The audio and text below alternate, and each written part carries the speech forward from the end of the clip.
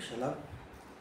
Grace gospel ministries వారి అనుదిన వాక్య ధ్యానంలో ఈరోజు లేవియకాండం 23వ అధ్యాయాన్ని ధ్యానించుకుంటాం. చిన్న ప్రార్థన పల్లవి పాడిన తర్వాత.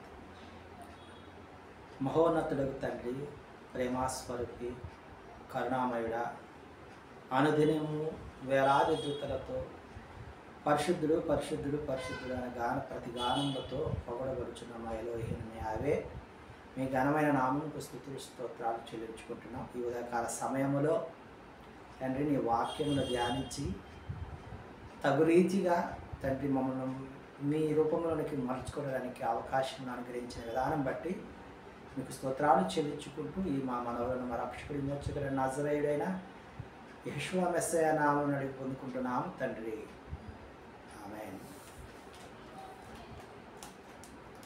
నిన్ను మరచిపోయినా నన్ను మరచిపోలేవు, నిన్ను వీడిపోయినా నన్ను వీడిపోలేవు.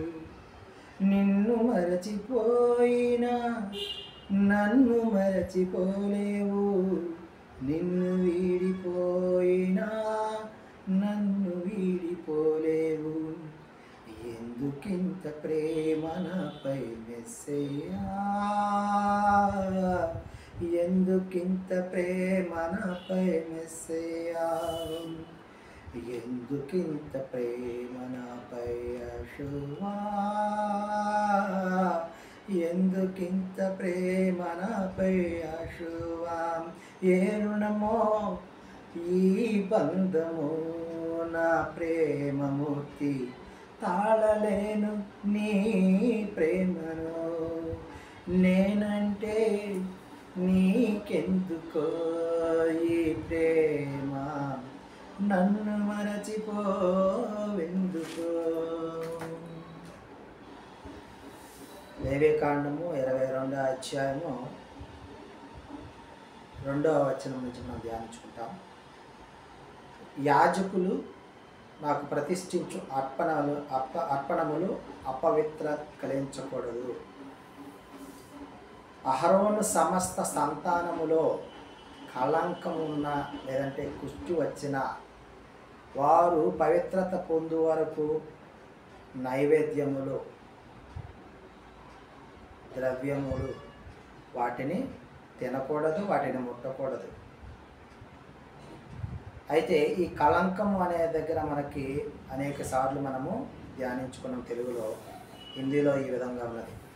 और जो लोथ అంటే శవమును ముట్టడం ద్వారా कोई कारण अशुद्ध हुआ हो व जिसका वीर स्खलित हुआ हो, ऐसे मनुष्य को जो कोई छुए और जो कोई किसी ऐसे अने रोग निहारे जंतु को छुए जिससे लोग अशुद्ध हो सकता है, वह किसी ऐसे मनुष्य को छुए जिसमें किसी प्रकार की अशुद्धता हो जो उसको भी लग सकता है, तो वह प्राणी जो इनमें से किसी को छुए शाम तक अशुद्ध ठहरा रहे और जब तक जल से स्नान न कर लो तब तक पवित्र वस्तुओं में से कुछ ना खाए.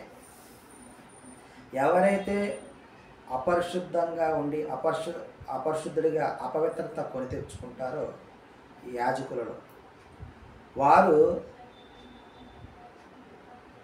పవిత్రమైన ఆహారమును తినకూడదు అని హిందీలో మనము చదువుకున్నాం. కళేబరమైనను చేల్చబడిన దానినైనా తిని అపవిత్ర పరచుకొనకూడదు యాజకుడు. నేను విధించిన విధి మీరు చావకుండానట్లు ఈ విధులు ఆచరించాలి.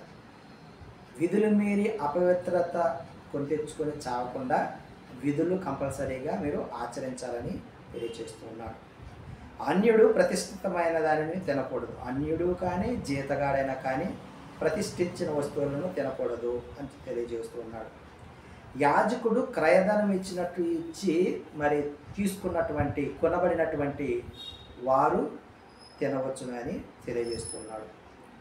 యాజకుని కుమార్తె అన్యుని చేసుకుంటే యాజకుని కుమార్తె కూడా ఈ యొక్క మరి నైవేద్యంలో తినకూడదు, ప్రతిష్ఠిత ఆహారంలో తినకూడదు. కుమార్తె యాజకుని యొక్క కుమార్తె కానీ విధవరాలైనా కానీ వీళ్ళిద్దరూ కూడా సంతానం లేకపోతే తిరిగి తండ్రి ఇంట చేరి యథావిధిగా ఆహారమును తీసుకొనవచ్చును, అదే ప్రతిష్ఠితమైన దానిని తినవచ్చు. ఒకవేళ అన్యుడు ఈ పవిత్రత కలిగిన ప్రతిష్ఠిత ఆహారమును తింటే పొరపాటున తింటే తినిన పవిత్ర ఆహారానికి 5 చేర్చి దానికి తిరిగి యాజకునికి అర్పించాలని మరి ఈ లేఖన భాగంలో ద్వారా మనతో యావే మాట్లాడుచు ఉన్నాడు, తెలియజేస్తున్నాడు. ఆమేన్.